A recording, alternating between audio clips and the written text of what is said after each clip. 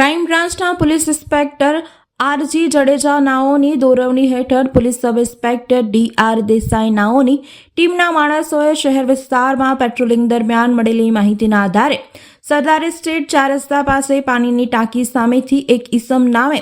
રણજીતસિંહ ઉર્ફે જીતસિંહ જરનેલસિંહ જુલી સિકલીકર ઉંમર 34 વર્ષ રહે રામનગર સરદાર એસ્ટેટ પાછળ આજવા રોડ વડોદરાને શોધી કાઢવામાં આવેલ આ ઈસમની પ્રાથમિક પૂછપરછ દરમિયાન આ ઈસમની ખાતરી તપાસ દરમિયાન આ ઈસમ વડોદરા શહેરના 5 ગુનાઓમાં જેમાં ગોરવા પોલીસ સ્ટેશનના ગળફોડ ચોરી વાહન ચોરીના 3 ગુના અને અકોટા તથા વાડસિયા પોલીસ સ્ટેશનના ગળફોડ ચોરીના ગુનાઓમાં સંડોવાયેલ હોવાનું અને આ 5 ગુનાઓના કામે પોલીસ ધરપકડ ટાળવા માટે નાસ્તો ફરતો હોવાનું જણાઈ આવતા જેથી આ તમામ પોલીસ સ્ટેશનને જાણ કરી વધુ તપાસ માટે સોંપવાની કાર્યવાહી કરેલ છે।